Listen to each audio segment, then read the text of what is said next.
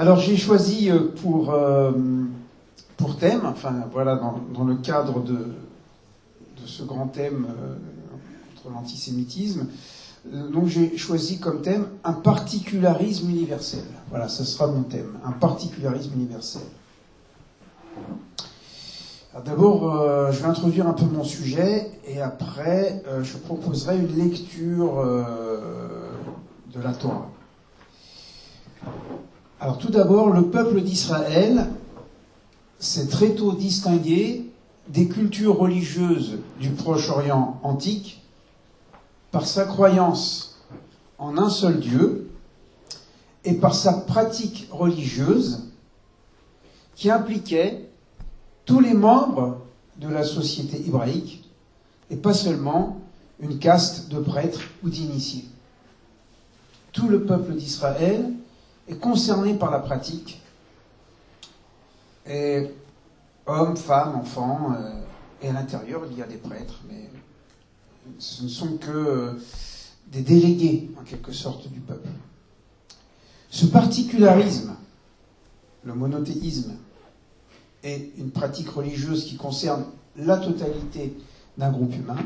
Ce particularisme a étonné et parfois entraîné l'hostilité des populations locales, par exemple l'hostilité des Cananéens, des peuples limitrophes, jusqu'aux attaques contre la communauté d'Alexandrie au IIe siècle avant l'ère chrétienne, qui était comme une préfiguration de pogroms futurs.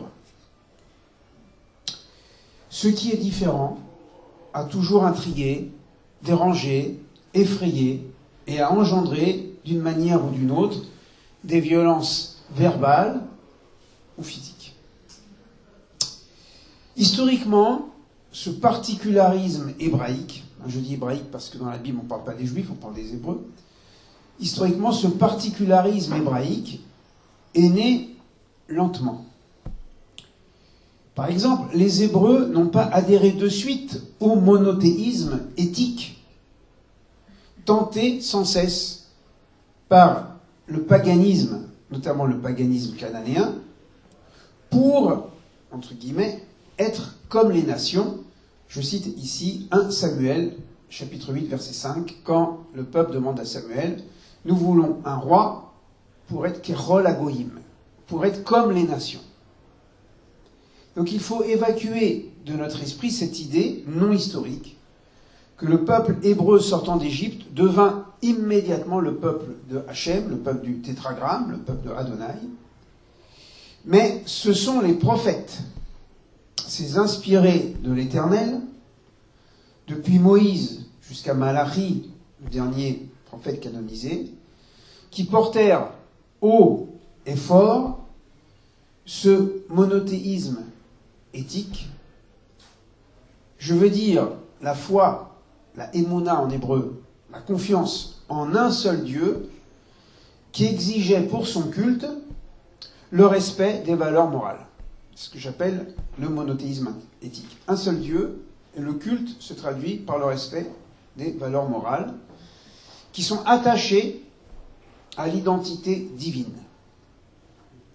Néanmoins, et historiquement, on peut affirmer qu'après la destruction du premier temple, le temple de Salomon, de Jérusalem, en moins 586, et l'exil à Babylone, qui a suivi cette destruction, eh bien ce peuple a accepté, sous l'influence de ces grands prophètes, notamment Isaïe, le troisième Isaïe, pour ceux qui connaissent un petit peu, et Ézéchiel, eh bien que ce peuple a accepté finalement la croyance en un seul Dieu universel et la pratique de commandements, qu'on appelle en hébreu mitzvot, pluriel de mitzvah, mitzvah, mitzvot, des commandements.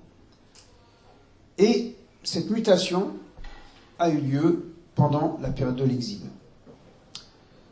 On peut insister tout particulièrement sur l'alliance de la circoncision, la Brit Mila, qui allait vraiment distinguer, même sur un plan physique, morphologique, le corps juif du corps non juif. Même si cette pratique avait certainement ses origines dans l'Égypte pharaonique, que nous trouvons des des représentations de circoncision, et certains peuples de l'Antiquité, du Proche-Orient, qui pratiquaient, mais le peuple d'Israël l'a accepté comme une pratique remontant à Abraham, et aujourd'hui encore, dans les milieux même peu pratiquants, la Brit Mila, l'alliance de la circoncision, reste un acte d'affirmation identitaire si on n'y attache pas obligatoirement une dimension religieuse. Donc voilà un peuple qui proclame un seul Dieu au milieu d'une humanité, c'est-à-dire le Proche-Orient ou le bassin méditerranéen polythéiste, et deuxièmement qui se distingue par des règles extrêmement précises qui concernent toute la société et non pas des rites qui seraient appliqués par les prêtres, par une caste particulière, à l'intérieur du temple. Ça, c'est une originalité dans l'histoire proche-orientale de l'Antiquité. Au retour de l'exil de Babylone, vers moins 500 pour faire simple, et avec la bénédiction de Cyrus c'est le roi perse, donc les Perses avaient vaincu les Babyloniens, donc avec la bénédiction de Cyrus, Koresh en hébreu, qui par Isaïe, chapitre 45, est appelé Meshiach Adonai, le Messie de Dieu, alors qu'il était sans doute polythéiste et qu'il n'avait jamais reçu l'onction. Il est quand même appelé le Messie de Dieu parce qu'il permet le retour du peuple d'Israël sur la terre d'origine. Eh bien, les Hébreux, qui étaient devenus entre-temps les Judéens, c'est en exil que se passe cette métamorphose. Les Hébreux, les Haïvrim, deviennent les Yehudaïm, non pas les Juifs, mais les Judéens, c'est-à-dire les habitants de Judée. Et avec la reconstruction du deuxième temple, eh bien, ce peuple de Judéens va poser en quelque sorte les bases de ce qui deviendra le judaïsme rabbinique, le judaïsme, la religion juive, 6 siècles plus tard, après la destruction du deuxième temple, donc par les Romains, en 70. Nous précisons ici les grands principes de la révolution religieuse opérée notamment par Esdras, ou Ezra en hébreu, moins 504, moins 421, et par l'institution religieuse qui est appelée Knesset HaGedolah, la grande assemblée, dont on parle dans la tradition juive, et sans doute une assemblée qui était formée des derniers prophètes, Zacharie, Agé, Ezra, Néhémie, et des disciples de prophètes, qui ont restructuré sur un plan religieux mais aussi politique la communauté juive qui était revenue, donc les Judéens, en sachant qu'une partie importante était restée en Babylonie. Alors quels sont les grands principes?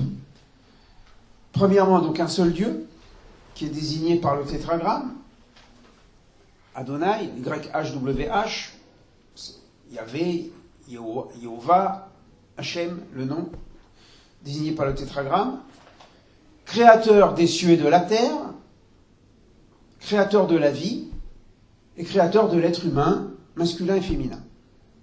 Première affirmation. Un seul Dieu, créateur de tout. Deuxième idée, le culte de Dieu est rendu dans le temple, Beth Amikdash, maison consacrée, maison de sanctification. Et ce culte est rendu dans le temple par les sacrifices, mais aussi par l'acceptation et la pratique de la Torah comme code religieux législatif et la pratique des commandements, les mitzvot, qui vont donc caractériser cette société judéenne. Troisièmement, au temple va s'ajouter quelque chose de nouveau qui n'existait pas à l'époque du premier temple, la centralité de la synagogue, Bet HaKnesset, Bet Knishta en araméen, maison de rassemblement, qui est d'abord un lieu d'étude, comme nous voyons dans les évangiles que Jésus enseigne dans les synagogues, et qui est aussi un lieu de lecture publique de la Torah. Il faudra attendre la destruction du temple, donc après 70, pour voir l'élaboration de la prière juive. Même si avec les manuscrits de Qumran, on a trouvé des des bases de la prière juive, comme la récitation du Shema Israël, la proclamation de l'unité de Dieu, ou la récitation des 10 paroles, et quelques prières qui vont se développer après la destruction du temple. Mais on peut dire que dans la synagogue, on étudie et on lit, on fait une lecture publique de la Torah et des prophètes, comme Jésus qui va, comme à son habitude, dit Luc, dans la synagogue de Nazareth. Les évangiles nous éclairent vraiment sur la vie juive, centralité de la synagogue comme lieu d'étude et aussi comme lieu de lecture publique de la Torah que l'on lit, que l'on traduit et que l'on commente. Jésus vient nous faire un commentaire. Élie Isaïe, aujourd'hui ces paroles sont accomplies. Donc c'est la dracha, le commentaire de Jésus. On peut dire également qu'à cette période, eh bien, c'est le temps de la compilation des différents rouleaux, donc les rouleaux des prophètes, de ces traditions orales, qui petit à petit sont mises par écrit, et qui après 70 seront canonisés pour offrir ce qu'on appelle le Tanakh, Torah, Nevi'im, Ketuvim, Pentateuque, prophète, hagiographe, la Bible hébraïque, ou qu'on appelait l'Ancien Testament, on dit en hébreu Tanakh. Donc ce sont des éléments très importants qui vont structurer le monde juif, le monde judéen, et après la destruction du temple, il va y avoir une continuité à travers l'interprétation que les rabbins vont donner de ces pratiques et de cette Torah. Le sujet de ce soir nous oblige à revenir en arrière, à l'origine de la vocation d'Israël, selon le texte de la Torah. Et même si cette Torah a été compilée dans sa forme définitive au moment de l'exil de Babylone, sans doute durant les dernières décennies de cet exil, elle dit quelque chose de la foi des Hébreux, c'est-à-dire l'ancêtre des Judéens, et on pourrait dire aussi des Judéo-chrétiens. Cette foi, cette émouna, traduit la conception de l'homme et de l'histoire devant Dieu, telle que ces conceptions sont présentées dans le texte de la Torah, qu'il nous faut découvrir ou redécouvrir, en sachant que la Bible n'énonce pas des règles de foi, mais présente des récits entrecoupés de règles religieuses, des lois, ou de chants, ou de poésie. Et il faut découvrir dans la totalité de cette Bible, qui est une bibliothèque, eh bien, les grands principes de la foi des Hébreux, nos ancêtres les Hébreux. Alors qu'est-ce que c'est que cette foi des Hébreux? Et par rapport à notre sujet, pourquoi le particularisme d'Israël? Comment naît ce particularisme d'Israël et pourquoi ce particularisme d'Israël? Donc pour répondre à cette question, il faut saisir le projet pour l'homme, le projet de la Torah pour l'homme, le Adam, masculin et féminin. Et bien que la Bible soit une bibliothèque avec différentes écoles de pensée, vous connaissez peut-être les textes yavistes, les textes éloïstes, les textes des prêtres, etc. Bon, différentes écoles. Mais quand même, il se dégage une vision unitaire du projet de Dieu pour l'humanité tel que les Hébreux avaient conçu ce rapport de Dieu avec son humanité, avec son monde. Donc je vais énoncer un certain nombre de principes de la foi d'Israël. Dans le premier chapitre de la Genèse, Dieu désigné par Elohim, ça veut dire l'ensemble des forces, le Tout-Puissant, un pluriel qui désigne Dieu comme source de toutes les forces, eh bien Dieu, Elohim, est le créateur des cieux et de la terre, ce qui signifie que Dieu est totalement séparé de la nature qu'il a créée. Dieu et le monde, le créateur et la créature. C'est la notion de sainteté, Kadosh, Kedusha, par exemple Kadosh, saint, qui est répété 3 fois dans le 6e chapitre d'Isaïe, que dans la tradition chrétienne, vous connaissez par le Sanctus. Sanctus, Sanctus, Sanctus, Kadosh, Kadosh, Kadosh, Saint, Saint, Saint, l'Éternel, Sabaoth, l'Éternel du cosmos. Deuxième point, ce Dieu transcendant, donc qui ne s'identifie pas au monde qu'il a créé, porte un nom, Heye Asher Heye, je serai qui je serai, Exode 3,14. Mais ce nom disparaît au profit du tétragramme, Yud, He, Vav et He, c'était YHWH, que la tradition va lire Adonai, un pluriel de majesté, pour dire mon Seigneur.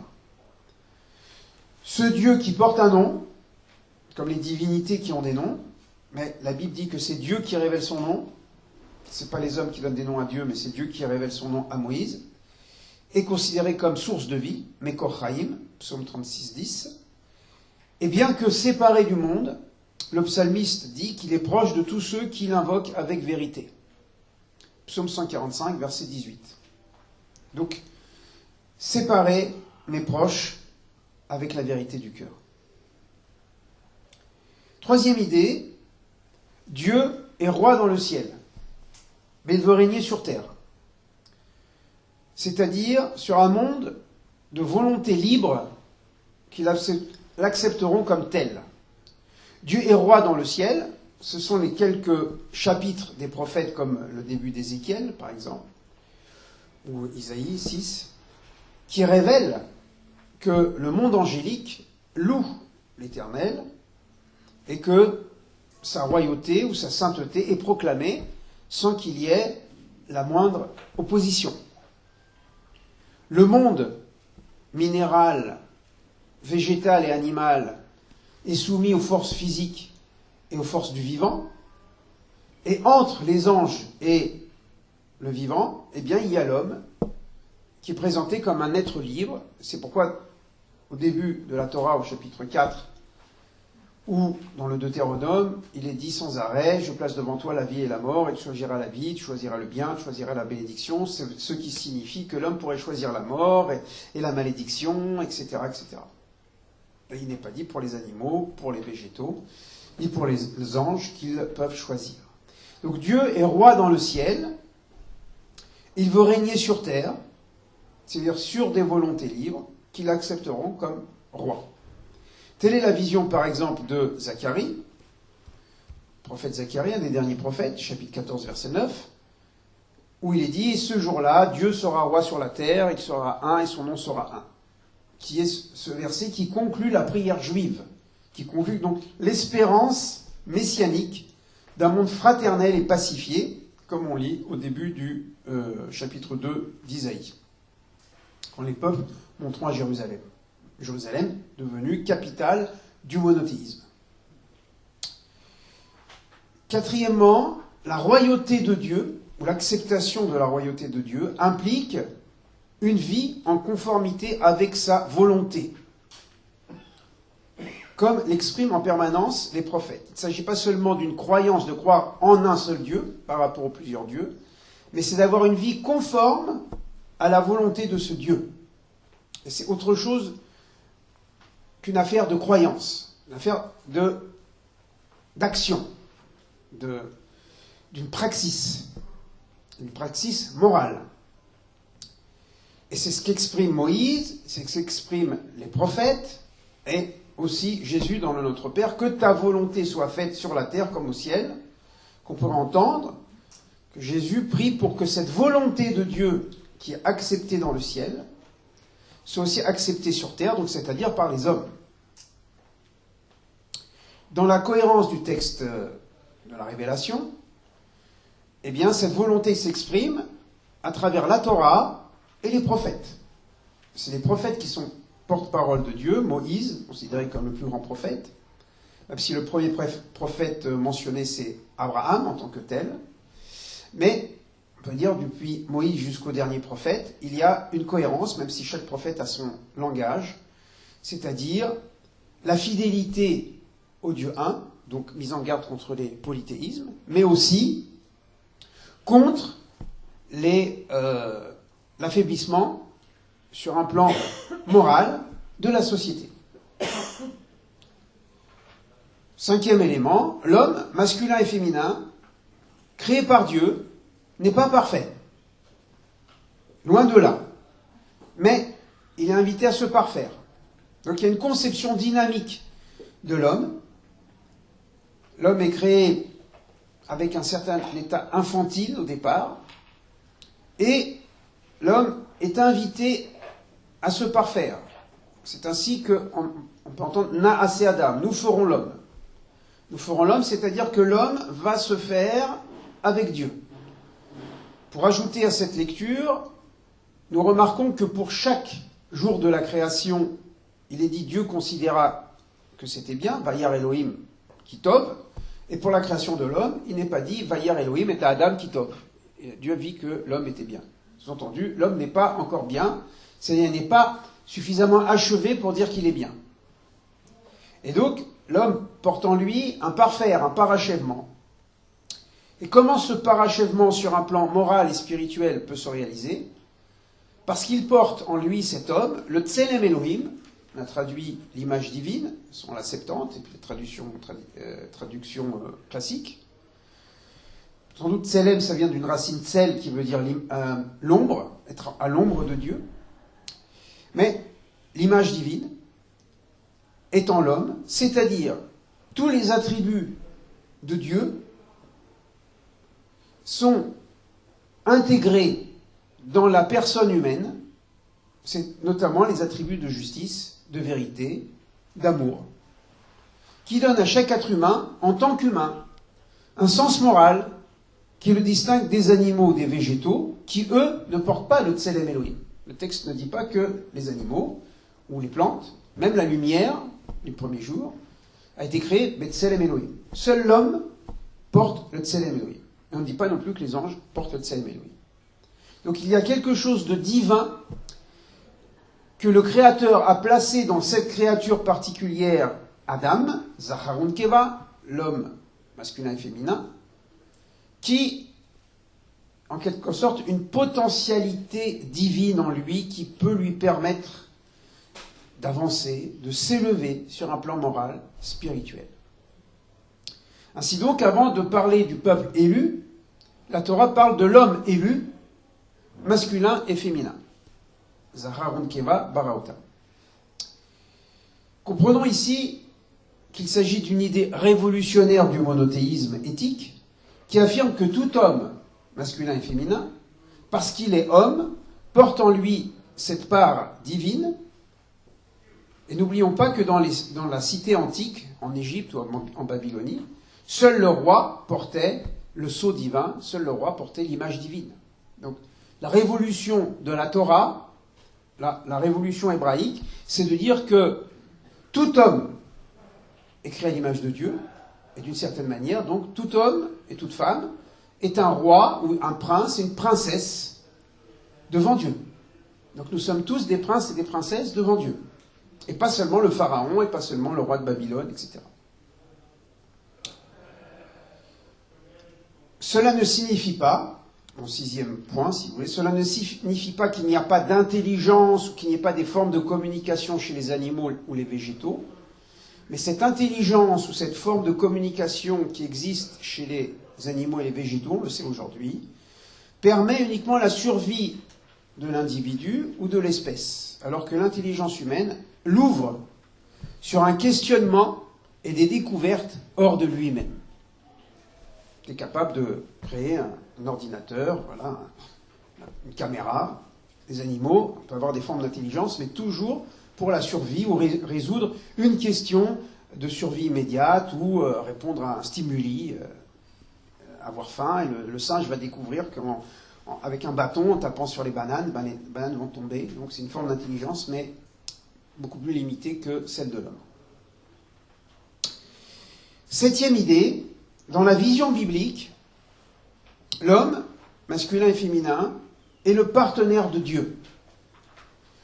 Et ce partenariat s'exprime à travers l'idée fondatrice, là aussi une idée originale du monothéisme, des Hébreux, à travers ce que la Bible appelle la bérite, c'est-à-dire l'alliance. Dans les sociétés et dans les religions antiques, les dieux sont tout-puissants. Ils ne font pas alliance avec l'homme. C'est le fatum, c'est la fatalité, c'est le décret des dieux qui s'applique. Oedipe aura beau s'enfuir, il finira par tuer son père, il finira par épouser sa mère, c'est le décret des dieux, rien ne peut changer. Les dieux ne changent pas et les hommes subissent la fatalité.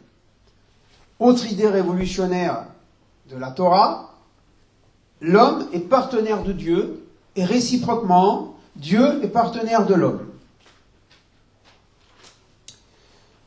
Dieu s'engage en tant que Dieu à donner la vie, la bénédiction, mais à l'homme, masculin et féminin, de gérer ces bénédictions divines et d'incarner les attributs divins dans l'histoire. C'est à l'homme, l'humain, de réaliser ici-bas la justice de Dieu, l'amour de Dieu, la vérité de Dieu, etc. Par exemple, Dieu ne peut libérer les Hébreux d'Égypte qu'à la condition que le Pharaon accepte de libérer les Hébreux. Pourquoi Dieu, dans sa toute-puissance, ne peut pas transformer le cœur de Pharaon ou comme les anges chez Lot, rendre aveugles les Sodomites, donc rendre aveugles les Égyptiens, et puis il y aurait une libération. Dieu attend, c'est tout le sens de tous ces chapitres de la sortie d'Égypte, tout se passe comme si Dieu attend que Pharaon dise finalement « Kumutseu mitochami » « Levez-vous et sortez du milieu de mon peuple ». Tant que, en bas, il n'est pas dit « Vous êtes libres », en haut, il n'y a pas encore la reconnaissance de cette libération. Donc on voit un exemple concret que Dieu est lié à l'histoire des hommes, au bon vouloir, au mauvais vouloir. Deuxième exemple que je pourrais donner, mais bien sûr tout le prophétisme c'est cela. Un deuxième exemple, prophète Michée, 6-8, où il déclare Adam, pas marqué ivri, pas marqué hébreu, ou homme, Adam. On t'a dit ce qui est bien, ce que Hachem, ce que Adonai, ce que le tétragramme demande de toi. 1. Pratiquer la justice. 2. Aimer la bonté. 3. Marcher humblement avec Dieu. Justice, amour, humilité. Justice, amour et humilité sont les attributs de Dieu. Et il le demande à l'homme, imitatio Dei, de réaliser, d'incarner dans la société humaine et la justice, et l'amour, et l'humilité.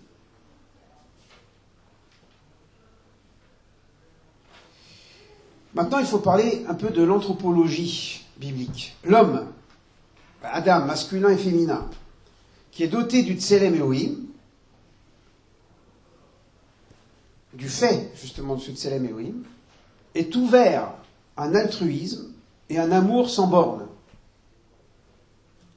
Parce que, justement, créé à l'image de Dieu, comme Dieu, il est bon et il fait le bien. Dans le psaume 119, il est dit de Dieu, « Tov ata umetiv » tu es bon et tu fais le bien. À la lettre tête du psaume 119, le grand psaume de 176 versets. C'est-à-dire la nature du bien, c'est de faire le bien. Tov ata umetiv. Tu es bon et tu fais le bien.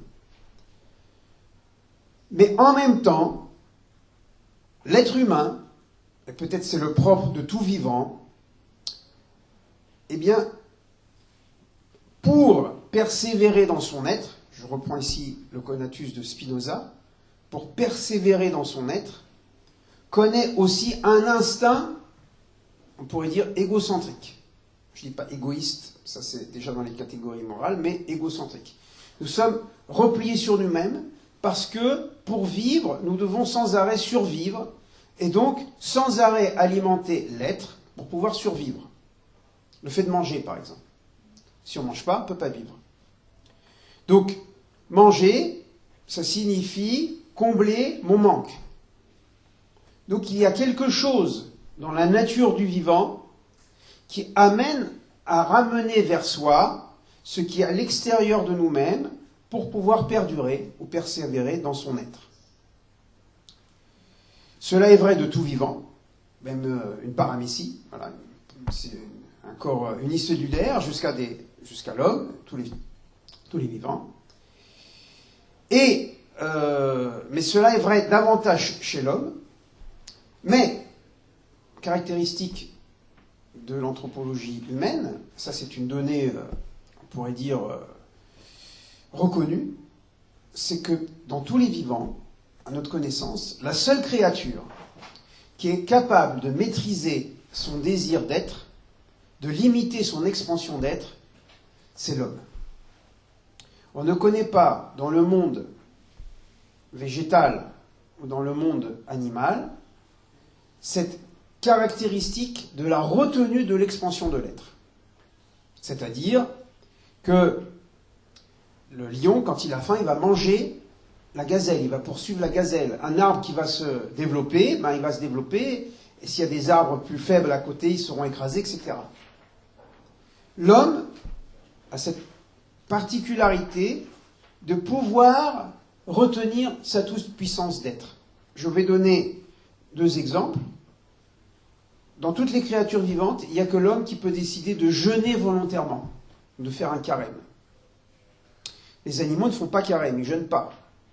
Un lion ou une lionne ne va pas dire à la gazelle, aujourd'hui c'est Kippour ou c'est carême, je ne vais pas te manger, tu peux dormir à côté, mais demain c'est fini le carême ou c'est fini le Kippour. Donc, non. C'est l'instinct qui gère le rapport au monde. Un homme, un être humain, peut décider de jeûner. C'est quelque chose d'assez étonnant. Un deuxième exemple, un constat, seul l'être humain est capable de s'occuper d'autres espèces que lui-même pour le bien d'autres espèces. On a vu par exemple, on sait que par exemple, des fourmis vont élever des petits pucerons. Donc c'est des formes d'esclavage. Mais c'est toujours à des fins de survie de l'espèce fourmilière. Mais l'homme peut s'occuper d'autres espèces. On pourrait dire, aujourd'hui, l'esprit écologique est un esprit de l'homme. Les animaux n'ont pas l'esprit écologique.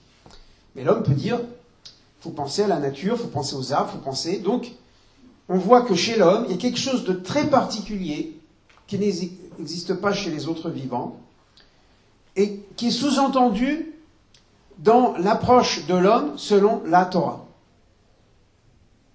On peut donc dire qu'il y a une tension entre des aspirations spirituelles et des tendances égocentriques qui s'expriment d'ailleurs à travers le nom de Adam. Parce que Adam, dans le premier chapitre, ça veut dire Adamé, celui qui ressemble, Dmout, celui qui ressemble à Dieu. Et dans le deuxième chapitre de la Genèse, Adam de Adama, ça veut dire le glébeux, comme traduit André Chouraki, c'est-à-dire qui est une terre qui a toujours soif d'eau pour être fertile. Donc même dans le nom Adam, il y a une sorte de paradoxe d'un être qui ressemble à Dieu, hautement spirituel, et un être d'argile qui a sans cesse besoin d'eau pour pouvoir continuer à persévérer dans son être de glèbe. Du fait de cette tendance à désirer recevoir, qui est une tendance qui procède du Dieu créateur, qui a décidé de créer le vivant de cette manière, un petit bébé, que ce soit un petit bébé humain ou un petit bébé chat ou un petit bébé éléphant, c'est toujours rechercher la nourriture, les soins, etc.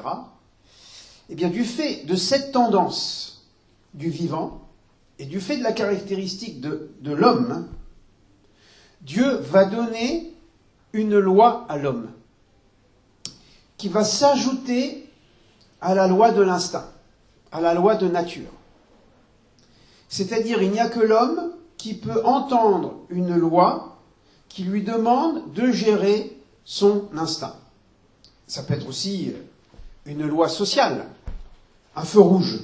Vous n'êtes peut-être pas d'accord avec le feu rouge. Mais peut-être le feu rouge, ça vous excite. Le vert, ça vous calme. Alors vous dites, moi j'ai envie de m'arrêter au vert et j'ai envie de rouler au rouge. Chaque fois que je vois du rouge, j'ai envie de foncer et d'appuyer sur l'accélérateur. Mais j'accepte. C'est la règle. Sinon, on va se rentrer les uns dans les autres. Et donc, nous voyons que l'homme a la capacité de gérer son instinct, sa vie, son existence. Et c'est ce qui est exprimé dans la Torah, au chapitre 2, quand Dieu va donner une loi à l'homme, Alors cette fois-ci, cet homme, c'est le masculin, y a la femme n'est pas encore là. Et quand Dieu va dire, de tous les arbres du jardin, tu mangeras. Comme le verbe vaitsav est utilisé ici, il ordonna, donc on peut dire que c'est la première mitzvah, le premier commandement qui est donné à l'humanité. Ça signifie, de tous les arbres du jardin tu mangeras, signifie que la jouissance est première dans la volonté divine, puisque les fruits sont beaux à voir et bons à manger. Autrement dit, la nature désirante est l'expression de la volonté de Dieu. Mais l'arbre de la connaissance du bien et du mal, tu ne mangeras pas. Alors ici, le bien et le mal, à entendre, le bien et le mal mélangés. Tov, vara, le bien et le mal sont mélangés. Cette seconde partie de Vaitzav, de l'ordre de Dieu, l'ordre qui commence par une consommation, une jouissance, est limitée par le fait de ne pas manger d'une catégorie, mais l'arbre de la connaissance du bien et du mal, c'est moi qui ajoute mélanger, tu ne mangeras pas. Cette seconde partie implique le principe d'auto-limitation, qui est en fait la loi de l'amour. Parce que la loi de l'amour, c'est justement la loi de l'auto-limitation.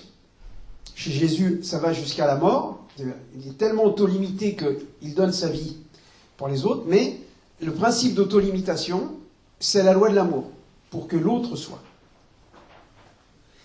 La part interdite, c'est la part de Dieu ou la part de l'autre. En fait, ce qui est interdit, c'est la place de l'autre avec un grand A, que ce soit Dieu ou que ce soit le prochain. Cette auto-limitation ou loi d'amour procède de Dieu lui-même. Tout ce que Dieu demande, il l'accomplit pour lui-même. C'est-à-dire, cette auto-limitation est exprimée par le Shabbat. Voilà, Philippe avait fait un très bon travail il y a quelques années justement sur ce Shabbat. L'auto-limitation de Dieu, c'est le Shabbat qui auto-limite l'expansion de son être pour que sa créature existe sans confusion des identités. Si Dieu ne mettait pas de limite à son être, il n'y aurait pas de différence entre le créateur et la créature, donc il n'y aurait pas d'histoire, et il y aurait l'être divin. Or, la Bible commence par cette rupture, Bereshit, Bara Elohim et Tachan et Metares, Elohim crée le monde. Et donc il y a Dieu et le monde, donc il y a l'altérité. Et tout le message biblique s'entend dans l'altérité. L'altérité est une clé de lecture pour comprendre le particularisme d'Israël, et on pourrait dire aussi le particularisme de chaque nation. Nous sommes toujours en face d'eux. L'homme, la femme, une communauté, une autre communauté, un peuple, un autre peuple. Voilà. Et d'ailleurs, Dieu dit lui-même, dans chapitre 2, avant de créer la femme, il n'est pas bon que l'homme soit seul. Autrement dit, c'est l'altérité qui donne le tov, qui donne le bien. Il n'est pas mentionné mal, c'est pas marqué ra ici, en hébreu mal, mais lo tov, pas bien. Je précise que l'interdiction divine porte non sur la science, parce que certains ont lu un petit peu rapidement en disant Dieu interdit la connaissance ou la science. Non, c'est pas la science qui est interdite, c'est pas l'esprit critique qui est interdit, c'est pas le questionnement qui est interdit. Tout cela est hautement légitime, mais c'est la consommation de l'arbre du bien et du mal, c'est-à-dire l'arbre de la morale, en fait. L'arbre de la morale. Du point de vue de la Torah, le bien et le mal ne sont pas définis par l'homme comme un contrat social issu du génie humain ou de la sagesse humaine. Il y a des contrats, il peut y avoir des contrats sociaux qui sont d'une haute teneur humaniste, mais du point de vue de la Torah, c'est le Créateur qui révèle à sa créature le bien et le mal. Donc cette définition de la morale, parce qu'on pourrait se dire aussi, tout le monde a sa morale, même Vladimir Poutine a sa morale, même Hitler avait sa morale, donc chacun peut avoir sa morale, mais la morale, elle se définit par la transcendance divine, à laquelle tous les humains sont soumis, parce que toute créature de Dieu. Parfois, l'humanisme rencontre les principes de la Torah, la justice, l'amour, la vérité. Parfois, il y a des oppositions. Si je prends par exemple l'éthique sexuelle de la Bible et la sexualité dans le monde moderne ou postmoderne, il y a des différences, incontestablement. L'archétype de celui qui veut s'accaparer les valeurs transcendantes du bien et du mal est Nemrod, dont le nom signifie révolté, le révolté, marod en hébreu, qui veut monter au ciel pour proclamer le règne de l'homme, alors qu'Abraham, son contemporain, veut proclamer le règne de Dieu sur la terre des hommes. Donc, vous savez, il y a une opposition entre Nemrod et Abraham. Nemrod veut proclamer le règne de l'homme dans le ciel, et Abraham, il veut proclamer le règne de Dieu sur la terre. On verra, vous pourrez relire dans Genèse 23, verset 4 et verset 7, où il y a une allusion à cela. Dieu du ciel et de la terre.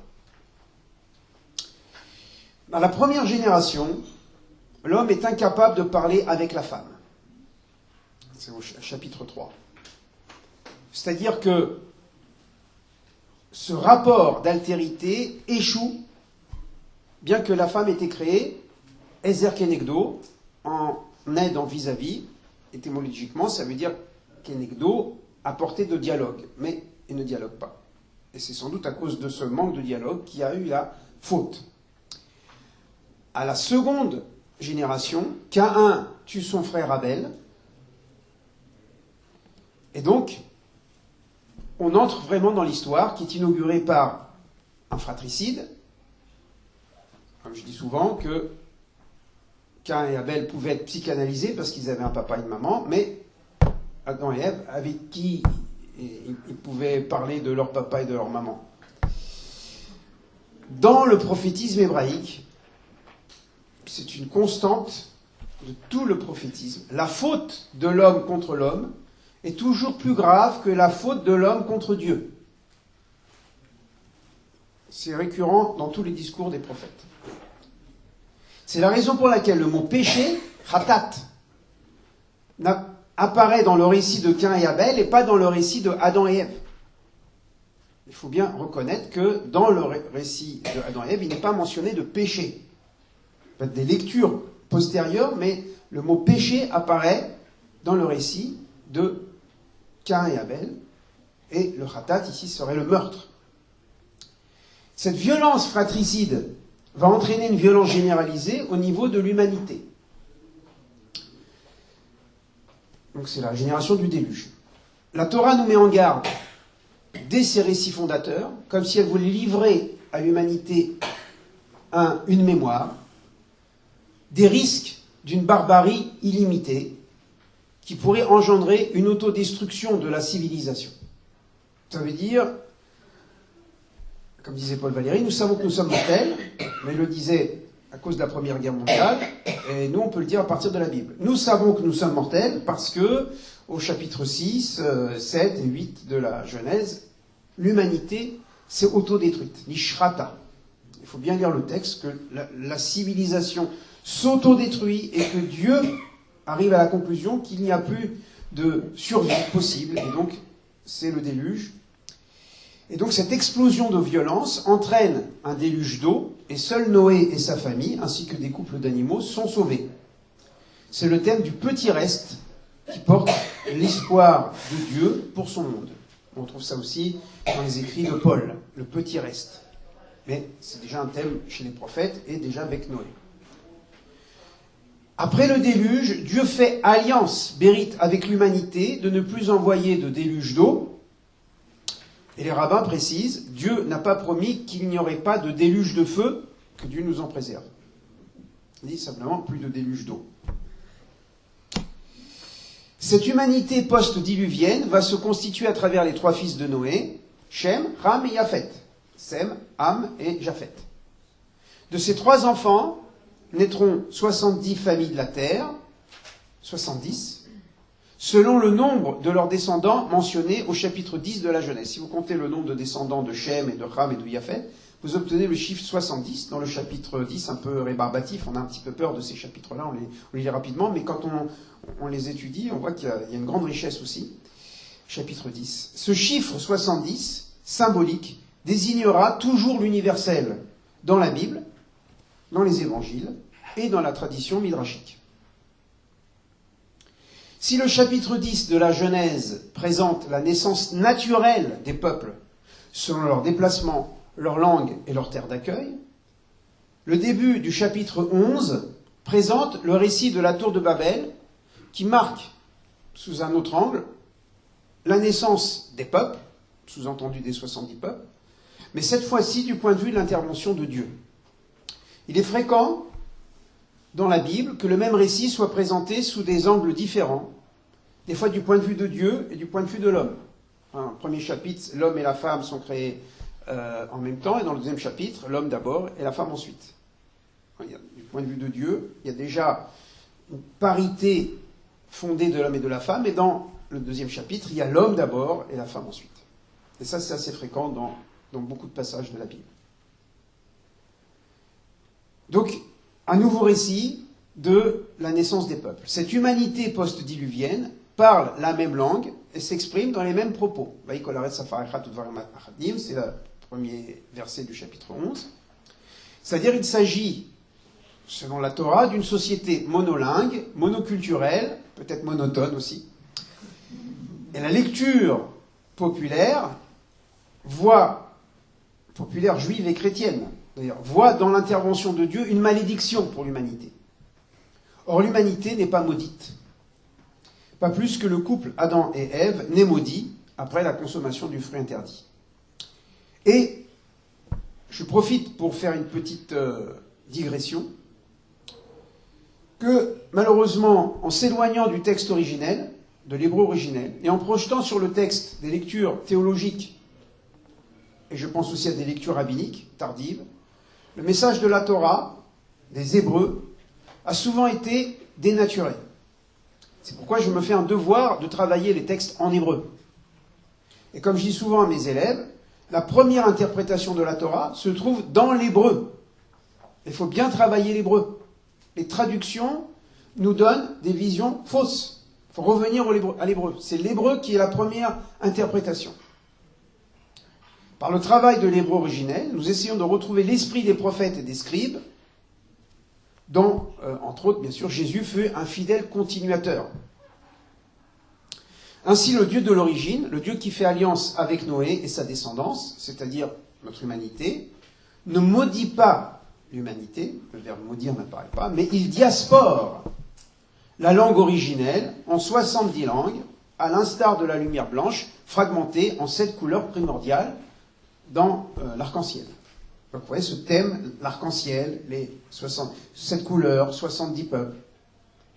Cette différenciation s'inscrit dans la continuité du mouvement créationnel qui va toujours de l'indistinct à la distinction, du un vers le deux, de l'un vers l'autre.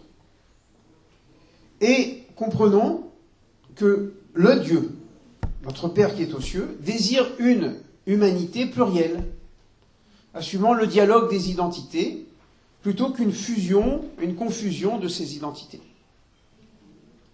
Au fond, sans doute ce que le texte de la Tour de Babel veut nous enseigner, chaque fois qu'un projet global, monoculturel, monolithique apparaît sur la scène de l'histoire, il s'agit d'une dictature, religieuse ou politique, Nemrod incarnant ici le conquérant, le dictateur d'hier et d'aujourd'hui. Dieu a créé à l'origine un humain masculin et féminin. Donc, il n'est pas bon que l'homme soit seul. Tout de suite, la création de l'altérité, le masculin et le féminin. Mais il n'a pas tout de suite créé l'humanité qui va apparaître, on peut dire même émerger, si on peut dire, après Babel. Le Talmud s'interroge, ce cher questionnement talmudique. Pourquoi le Saint béni soit-il créa l'homme seul? Pourquoi il n'a pas créé tout de suite l'humanité? C'est-à-dire pourquoi il n'a pas tout de suite commencé à Babel? Afin que personne ne dise « mon père était supérieur à ton père ». En d'autres termes, afin de rejeter toute forme de racisme, une race supérieure, car l'humanité est constituée d'une seule race, la race humaine. Chez les animaux, vous avez toutes sortes de races, mais la race humaine, elle est une, elle est distinguée entre masculin et féminin. Et avec une triste ironie, les rabbins ajoutent « et malgré cela, les hommes se querellent ». Qu'est-ce que cela aurait été si Dieu avait de suite créé des êtres différents? C'est sûr que si sur le plan scientifique nous pouvons prouver la monogénèse, du point de vue de la Bible, et je dirais donc du judaïsme, du christianisme et de l'islam, nous ne pouvons prôner une supériorité raciale. Nous sommes tous descendants de Adam et Chava, de Adam et Ève. Au chapitre 11, l'humanité, d'ailleurs, on pourrait même dire aussi qu'on descend de Noé, c'est-à-dire que ce n'est pas deux couples qui ont été sauvés, c'est un seul couple, c'est Noé. Noé et sa femme et ses 3 enfants. Donc on descend aussi d'un deuxième couple originel qui est Noé et sa femme. Au chapitre 11, l'humanité, soit les 70 familles de la terre, est donc née, et Dieu a en quelque sorte enseigné 70 langues à chacun de ces peuples qui sont comme autant de ses enfants. C'est-à-dire dans la Bible et dans la Torah, les peuples sont appelés les enfants de Dieu. Une allusion à cette grande idée aussi révolutionnaire se trouve dans le discours de Moïse à Pharaon, en Exode 4, 22, quand Dieu dit à Moïse, tu diras, ainsi dit Hachem, ainsi dit le tétragramme, mon fils, mon premier-né Israël, béni Bechori Israël. Mon fils, ce qui sous-entend que tous les peuples sont les enfants de Dieu, et que parmi tous ces enfants, Israël est appelé le premier-né. Bechori, qui est un des thèmes majeurs du livre de la Genèse, des conflits autour du droit d'aînesse, que je préfère traduire le devoir d'aînesse. Ça veut dire qu'il ne s'agit pas ici d'une revendication d'un droit, qui était plutôt la manière de concevoir la Bechora du point de vue d'Ésaü. Ésaü réclame ses droits, alors que Jacob, il veut la bénédiction d'Abraham. Or, la bénédiction d'Abraham, comme nous verrons, c'est une revendication de devoir et pas de droit. Donc, puisque Dieu dit « mon fils, mon premier-né Israël », ça signifie donc qu'il y a d'autres fils, et on pourrait dire 70 enfants, Dieu a 70 enfants, 71 avec Israël, et que le premier-né est Israël. C'est aussi une idée révolutionnaire du monothéisme, car dans les cultures antiques, seuls les rois étaient les fils de Dieu. Pharaon est le fils de Dieu par Ro, par Ré, fils de Ré, pareil, Nabucodonosor et d'autres. Alors que là, on dit ce sont les peuples. Et donc il y a une sorte d'égalité devant Dieu. C'est pourquoi il y a cette tradition dans la Bible et plus tard dans la tradition orale que chaque peuple a son prince céleste, son El, c'est-à-dire ça, en quelque sorte son ange tutélaire qui siège devant Dieu à égalité. Donc l'histoire, avec un grand H, aurait pu en rester là avec le développement des peuples selon leur génie, leur langue, leur territoire, leur relation à la transcendance. Une sorte de mouvement centrifuge. Et voilà qu'apparaît à ce moment le personnage qui, pour la Torah, va recevoir toutes les considérations divines, Abraham. Il s'appelle Avraham, il deviendra Avraham, on va l'appeler Abraham, père élevé, qui va devenir père d'une multitude de peuples. Av Amon Goïm. Et c'est là que nous allons rentrer, nous allons quitter en quelque sorte la naissance de l'universel, symbolisé par les 70 peuples, 70 langues, 70 territoires, et nous allons arriver à une projection sur ce personnage Abraham et sur un particularisme. Relisons rapidement les 3 premiers versets du chapitre 12, qui inaugurent Abraham, bien qu'on parle déjà d'Abraham à la fin du chapitre 11, mais Dieu s'adresse maintenant directement à Abraham, et vous connaissez ce passage, ce fameux Lech Lecha, part pour toi, que certains disent va vers toi, mais c'est une lecture spiritualisée ici, mais ça veut dire vraiment se déplacer, partir. Pars de ton pays, de ta ville natale, de la maison de ton père, vers la terre, Eretz, le pays donc, que je te montrerai. Donc, quitte ton pays, ta ville natale, la maison de ton père, et la finalité, c'est d'aller vers une autre terre. Donc, il se fait migrant. Et je ferai de toi un grand peuple. Ici, le terme est Goy. Goy, ça vient de racine Gavia, qui veut dire un corps national, et qui désigne un peuple. Ce n'est qu'au Moyen-Âge que le mot Goy a désigné le non-juif individuel, mais globalement, dans la Bible, Goy, c'est toujours un peuple, et Israël est Goy. Vous voyez ?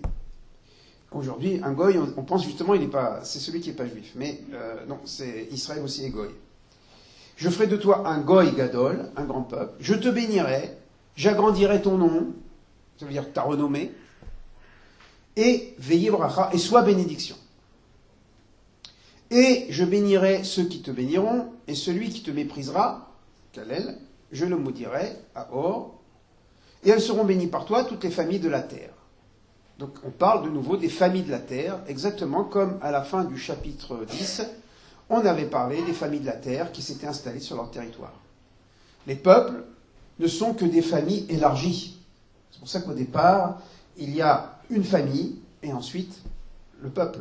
C'est pourquoi les peuples portent toujours le nom de l'ancêtre. Mitzraïm, parce que l'ancêtre s'appelle Mitzraïm. Canaan, parce que l'ancêtre s'appelle Canaan. Couche, parce que l'ancêtre s'appelle Couche, etc. Et aussi Israël, la terre d'Israël, parce que l'ancêtre s'appelle Jacob, devenu Israël. Alors analysons cet appel de Dieu par rapport à notre sujet. On peut découper cet appel de Dieu en deux. Un appel particulariste et aussi un appel universaliste. On voit que dans ce passage, il y a quelque chose qui est de l'ordre du particulier, l'identité d'Israël, et quelque chose qui est de l'ordre de l'universel, puisque Dieu parle à la fin, les familles de la terre. Alors, l'appel particulariste, tout d'abord. Abraham est appelé à former un peuple sur une terre, avec sa langue, donc à l'instar des 70 nations du chapitre 10 ou du chapitre 11, donc dans la continuité de la diaspora de Babel. Tous les peuples s'installent sur leur territoire, eh bien Abraham aussi va inaugurer un peuple, et lui aussi va aller sur un territoire.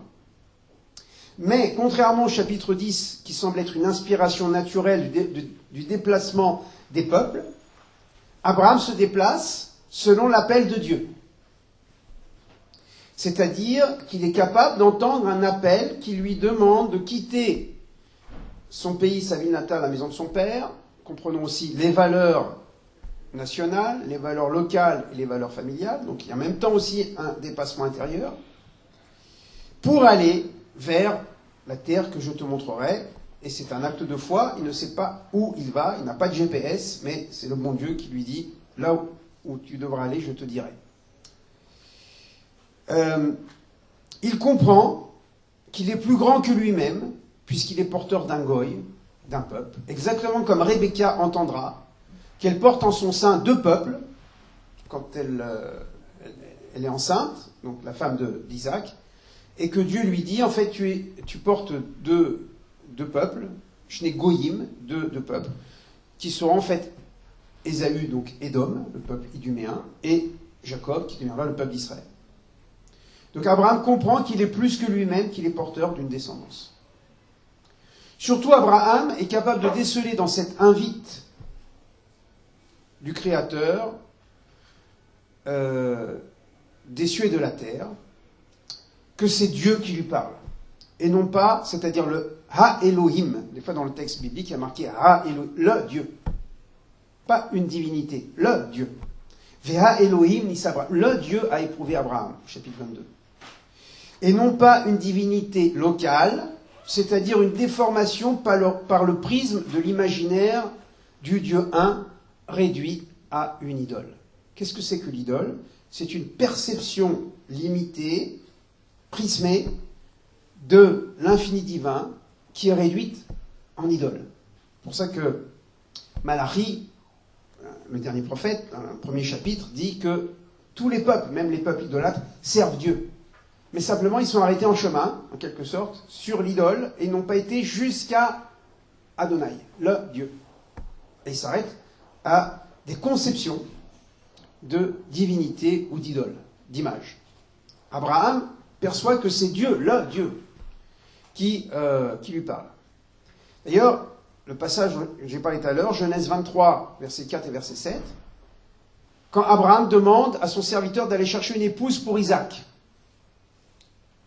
Et il dit, le Dieu du ciel et de la terre va t'aider. Parce que le serviteur dit, peut-être que la femme que je vais chercher pour Isaac, parce que le serviteur doit chercher une femme en dehors de Canaan, parce que les Cananéennes sont idolâtres, et Abraham veut une femme digne pour Isaac, qui est les vertus morales qu'il recherche, et le serviteur dit, mais peut-être qu'elle ne voudra pas venir. Alors Abraham lui dit, Elohé Hashamayim va'aretz, le Dieu des cieux et de la terre t'aidera. Et au début, il dit, lorsque le Dieu des cieux m'a appelé pour venir. Donc, Rachi, ici, le fameux commentateur du Moyen-Âge, 1040-1105, propose une lecture midrashique, mais, on peut dire à vos souhaits, qui reste cohérente avec le sens littéral. Il dit la chose suivante, que quand, c'est Abraham qui parle, quand je quittais mon pays, dit Abraham, Dieu n'était que le Dieu des cieux, car il n'était pas connu au milieu des hommes. Mais à présent que j'ai proclamé son règne, alors il est devenu Elohé Hashamaim ve'Haaretz, c'est devenu le Dieu des cieux et de la terre. Autrement dit, comment Dieu devient le Dieu de la terre? Il devient Dieu de la terre par le fait qu'on proclame son nom et qu'on vit selon sa volonté. Et comme Abraham a répandu le nom de Dieu à travers sa manière d'être, de vivre la volonté de Dieu et de la partager même avec des idolâtres, alors il peut dire que le règne de Dieu sur terre a commencé à se réaliser. Alors que quand il est parti, il était tout seul et Dieu était seulement Elohé Hashamaim. Vous regarderez sur sefarid.fr, dans ce Genèse 23, verset 7, vous cliquez sur Rachi, vous verrez ce commentaire. Bref, l'appel de Dieu à Abraham fonde une 71e identité nationale particulière qui deviendra celle de Am Béné Israël, le peuple des enfants d'Israël, comme le pharaon lui-même le dira au premier chapitre de l'Exode, verset 6, Am Béné Israël. C'est la première fois qu'on parle le peuple des enfants d'Israël. D'une certaine manière, le Dieu biblique défend un certain esprit national qui consiste à développer le génie propre à chaque peuple, à chaque culture. Israël n'échappant pas à la règle. Vous voyez qu'aujourd'hui, il y a des relents de populisme, de nationalisme, qui est peut-être une réaction à un monde où les frontières sont incertaines. Je ne dis pas que le Dieu biblique est nationaliste, je dis que du point de vue de l'esprit de la Torah, il y a dans chaque peuple une mémoire, un génie particulier, et tous les peuples sont appelés à développer leur identité particulière sur leur terre. Même le langage il se développe en fonction du lieu où on trouve. Si on vit dans une région désertique, le langage ne sera pas le même que quelqu'un qui vit au bord de la mer et ça donne un peuple de pêcheurs. C'est pas le même vocabulaire, c'est pas les mêmes enjeux économiques, etc. Donc chaque peuple, là où il se trouve, développe un langage, une pensée du monde. Donc d'une certaine manière, le Dieu biblique défend une sorte d'esprit national qui consiste à développer le génie propre à chaque peuple, à chaque culture. Israël n'échappe pas à cette règle. Soulignons que l'idée de peuple, Goy ici, implique idéalement l'idée d'un territoire, d'un pays, donc le pays de Canaan. Et cette idée est importante, car Abraham n'inaugure pas une spiritualité ou une religion, mais un peuple, comme les 70 peuples. Donc c'est-à-dire confronté aux problèmes sociaux, économiques, éducatifs, politiques, etc., qui devra trouver ses réponses dans la révélation de Dieu dans la Torah. D'où l'attachement indéfectible de la Torah et du peuple d'Israël à la terre d'Israël, comme lieu d'expérimentation du monothéisme éthique. Donc voilà pour le particularisme national, bien sûr qui peut toujours glisser vers une caricature dangereuse de le nationalisme. Et c'est contre ce travers que l'appel de Dieu va ouvrir à un universalisme. Elles seront bénies par toi, toutes les familles de la terre. Cette dimension universaliste, elle se trouve par la redondance des mots bénir. Je te bénirai, je bénirai, sois bénédiction, elles seront bénies. Le mot beracha est récurrent. La bracha, la bénédiction, en arabe baraka, traduit toujours le débordement de l'être, le jaillissement du plus. Le verbe bet resh kaf, barach, levarech, a une valeur numérique de 222, 2 dans les unités, 2 dans les dizaines, 2 dans les centaines. Autrement dit, c'est le 2 qui fait circuler la bénédiction. De même que l'électricité circule de l'anode à la cathode à l'anode, de même la bénédiction divine circule à travers la dualité. Sinon, le système est bloqué. La bénédiction de Dieu ne peut fonctionner que s'il y a de l'altérité. Que signifie, en particulier, elles seront bénies par toi, toutes les familles de la terre? Donc s'agit-il seulement d'une question de foi, une question de croire en? Et la Torah, les prophètes et Jésus restent toujours pragmatiques. C'est dans le faire que s'exprime la relation à Dieu.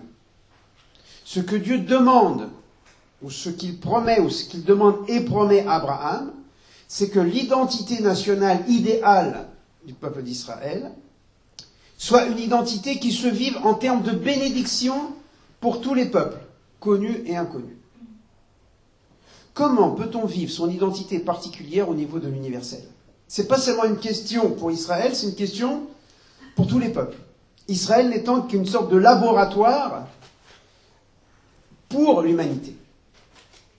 Eh bien la réponse, c'est en introduisant le message abrahamique, c'est-à-dire la morale dans les domaines de l'existence, dans la religion, la science, l'économie, la politique, l'éducation, etc.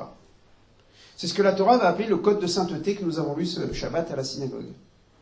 C'est-à-dire, par exemple, un agriculteur va moissonner et doit laisser un coin pour le pauvre. Bien que, du point de vue légal, jusqu'au dernier épi de blé, ça lui appartient, le code de sainteté dit, quand tu travailles pour le pauvre. C'est-à-dire, il y a toujours de l'altérité. C'est là qu'on trouve, tu aimeras ton prochain comme toi-même, tu aimeras l'étranger comme toi-même, etc. Imaginons que chaque peuple, tout en conservant ses prérogatives nationales, décide de fraterniser avec les autres peuples pour le partage de la bénédiction divine. Le monde naîtrait à la paix. Au contraire, l'esprit de conquête, de domination, d'exploitation, d'aliénation de l'homme par l'homme ne peut que provoquer un effet domino de souffrance, de pauvreté, d'injustice, de haine, d'esprit de vengeance et de violence. On voit ce qui se passe aujourd'hui et on ne sait pas ce qu'il y aura demain. Donc on voit que... Mais attention, j'inclus aussi les systèmes économiques qui sont aussi des formes d'exploitation de l'homme par l'homme. Et pas forcément avec des armes, on peut aussi dominer par des injustices économiques et qui entraînent des pauvretés, etc. Donc, ici, il y a une vision que le particularisme d'Israël doit se vivre dans un rapport permanent de conscience avec les autres nations. Que ce qu'Israël va faire, il doit le faire, idéalement, pour le bien d'au-delà soi-même, individuellement ou nationalement. Je vais quand même apporter l'interprétation de Rashbam, Rabbi Shmuel ben Meir, le petit-fils de Rashi, qui vivait aussi en Champagne, et qui lui traduit « Vénivrerou » non pas « elles seront bénies par toi toutes les familles de la terre », mais « elles se grefferont en toi des identités des nations ». C'est-à-dire « Vénivrerou » qui peut signifier aussi « greffer », parce qu'on agenouille en quelque sorte la branche, comme « Berer » qui veut dire aussi le genou. Et donc, non pas seront bénies par toi toutes les familles de la terre, mais se grefferont en toi, en Israël, des familles de la terre. Et cette lecture est d'ailleurs la lecture que Paul donne dans Épître aux Romains de la greffe des nations. N'oubliez pas que vous êtes greffés sur l'olivier franc. Quoi qu'il en soit, le particularisme d'Israël, dans la logique du projet de la Torah, exprime un sacerdoce. Vous serez pour moi une royauté de prêtres, un peuple voué à celui qui est saint. Je n'ai pas envie de traduire un peuple saint, je pense que ce n'est pas la bonne traduction. Je m'appuie ici sur l'interprétation de Nachmanide, au XIIIe siècle. Goy Kadosh, ce n'est pas un peuple saint, il n'y a pas de sainteté dans le peuple, mais Goy Shel Kadosh, le peuple de celui qui est saint. La terre n'est pas sainte, Jérusalem n'est pas sainte, le peuple n'est pas saint, il n'y a que Dieu qui est saint. Donc Goy Kadosh, c'est peuple de celui qui est saint, et c'est une lecture qui est proposée par Rabbi Moshe ben Nachman au XIIIe siècle, donc Nachmanide. Et c'est pourquoi le peuple d'Israël reçoit une législation particulière, les mitzvot, qui sont liées à son identité particulière, et qui expriment sa foi en Dieu à travers la pratique des mitzvot. Ce qu'il faut bien comprendre aussi, c'est à aucun moment la Torah ou les prophètes ne prôneront une conversion à l'hébraïsme. Jamais la Bible ne parle d'une conversion à l'hébraïsme ou au judaïsme. Même Jonas à Ninive n'exige qu'une conversion à l'éthique monothéiste. Arrêtez de faire des bêtises, pratiquez la justice, et Dieu vous pardonnera. Et Dieu reste le Dieu des Ninivites, même s'il continue à prier la divinité des Ninivites. On voit que la condamnation de l'idolâtrie, c'est jamais l'idolâtrie en elle-même, mais c'est toujours l'immoralité liée à l'idolâtrie. Ça, c'est très important aussi, parce qu'on pense que c'est une lutte contre l'idolâtrie. Donc, c'est la lutte contre l'immoralité qui est liée à cette idolâtrie. C'est-à-dire, on fait par exemple le sacrifice d'enfants au nom du dieu Baal, ou bien la prostitution sacrée, donc une sexualité non contrôlée, ce que la Bible appelle les abominations, et qui seraient condamnées. À la limite, on aurait un peuple idolâtre, mais qui ferait le bien au nom de son idole. Ben, Dieu suspend en quelque sorte toute sa rigueur, et en attendant peut-être que ce peuple découvre que derrière sa divinité, au-delà de sa divinité, il y a le Dieu. Alors je vais terminer en disant à quelles conditions cette vocation particulariste peut être efficace. Parce que jusqu'à présent, parce que je vous ai présenté, c'est un peu l'idéal de la Torah. Mais aujourd'hui, nous sommes en 2022 depuis la naissance de Jésus, il s'en est passé des choses. Alors je dirais quelques points, 5 points, et après on pourra discuter. Premièrement, cette vocation n'est possible que si le peuple d'Israël dans sa globalité est au fait de sa vocation spirituelle. Il faut que le peuple juif connaisse la Torah. Et qu'il connaisse le projet de la Torah. Si une partie du peuple juif rejette la Torah, parce qu'il rejette la religion, pour X ou Y raison, alors ce projet ne peut pas fonctionner. Parce qu'il faut savoir quelle est la finalité de la vocation spirituelle. D'être une bénédiction, c'est-à-dire d'agir dans le sens du bien. Il ne s'agit pas ici, comme diraient les évangiles, de l'orgueil pharisien, c'est simplement le sens de la responsabilité. Et l'homme est appelé à être responsable. Donc autant que faire se peut, d'agir toujours pour qu'il y ait des effets positifs dans mon action, que ce soit dans ma famille, que ce soit dans mon environnement, dans mon voisinage, que ce soit dans mon cadre professionnel, là où on peut agir, comment, lorsque j'agis, cela peut avoir du bien. Même tenir la porte de quelqu'un plutôt que la lâcher et qu'il la reçoive en pleine figure, on ne sait pas les effets positifs et négatifs d'un bien. Un bien entraîne un bien, et s'il s'est pris la porte dans la figure, il va arriver au bureau, c'est le patron, il va s'en prendre à son employé, l'employé va s'en prendre, etc. Effet domino. Donc, ça ne peut fonctionner qu'à condition qu'Israël accepte sa vocation spirituelle. Deuxièmement, le monde religieux d'Israël, Philippe, tu l'as dit en allusion, mais moi je le pose. Le monde religieux doit s'ouvrir à l'universel. Il ne doit pas s'enfermer dans la pratique de la Torah et des mitzvot, à la manière de Noé qui s'enferme dans son arche, et en disant « après moi le déluge ». J'ai la vérité de la Torah et des mitzvot, l'humanité n'a rien compris, de toute façon ils sont antisémites par principe, et donc on va s'enfermer dans nos maisons d'études, etc. Tant que le monde juif, religieux cette fois-ci, qui porte une kippa, eh bien, ne comprendra pas ou ne traduira pas cette vocation, je parle de façon globale, bien sûr, il y a des exceptions, et il y a des choses qui sont en train de se passer en Israël aussi. Et tant qu'il n'y aura pas une critique, même positive, et de certains passages du Talmud ou de la Kabbale qui sont incompatibles avec le monothéisme éthique, eh bien, il y aura un blocage du monde religieux, et on comprendra que on dise, mais qu'est-ce qu'ils font les juifs entre eux dans leur synagogue, derrière leur barbe? Moi, j'ai poussé un petit peu la barbe, je suis dans ma période Barbie. Mais peut-être que je couperai. Après, je sais pas, j'hésite. Enfin, Barbie, c'est pas ma poupée, hein. C'est ma barbe. Bon, je pense que là, il y a une grande réflexion à avoir. Mon glissement vers le judaïsme libéral, c'est parce que je crois que c'est le judaïsme libéral aujourd'hui qui exprime le mieux cette éthique du monothéisme, de cette ouverture avec le monde. Non, je ne suis pas d'accord avec ceux qui disent « je ne peux pas manger avec un non-juif ». On peut manger avec un non-juif. On peut aller dans une église. On peut se rencontrer dans différents espaces. On peut dialoguer ensemble. Et il faut quitter cette peur que l'autre va nous engloutir, nous convertir, ou je ne sais pas quoi. Mais il y a des atavismes. Ces atavismes sont liés, non pas cette fois-ci de l'intérieur d'Israël, mais de l'extérieur, à cause de l'anti-judaïsme, l'antisémitisme et l'antisionisme. Ça n'arrange pas les choses.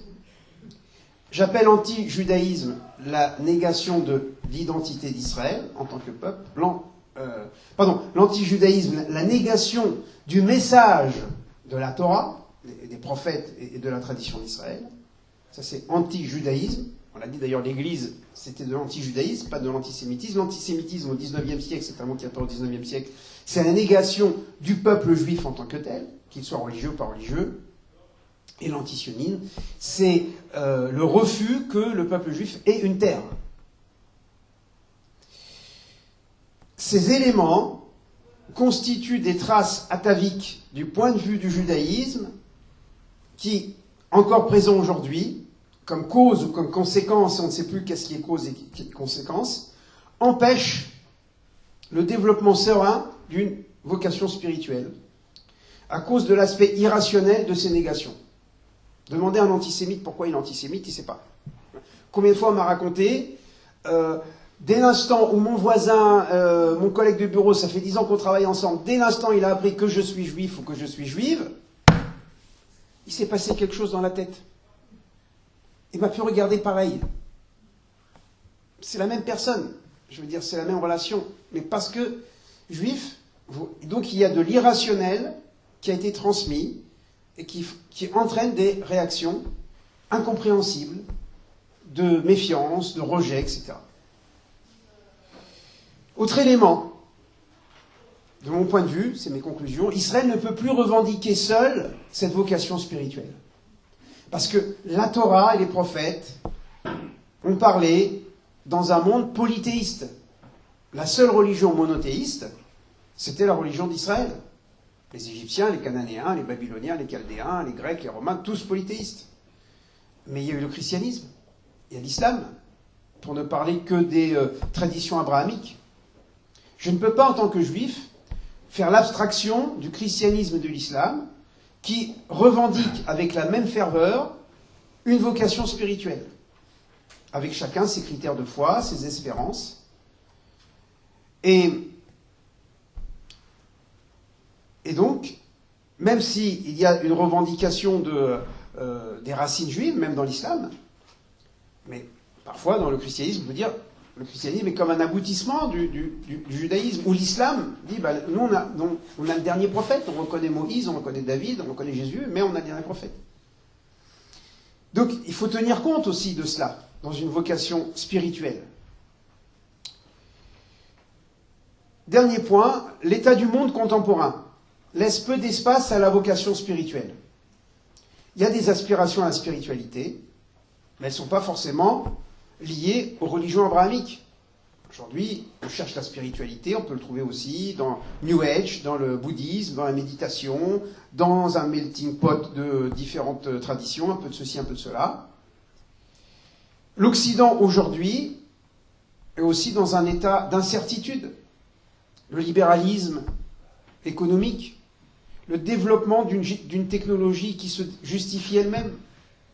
Elon Musk, qui vient d'acheter Twitter, qui à travers la libre expression de la parole pose l'égalité entre le bien et le mal, entre le juste et le méchant, pour reprendre les catégories de la Bible. Si les discours haineux valent le discours de paix, si le plus radical peut avoir droit au chapitre comme le plus pacifiste, alors le bien vaut le mal vaut le bien, et à ce moment-là, au nom de la liberté, tout peut se dire. On s'aperçoit en général que c'est plutôt le mal qui l'emporte sur le bien. Parce que les méchants sont plus actifs. Les radicaux sont beaucoup plus chauds pour agir.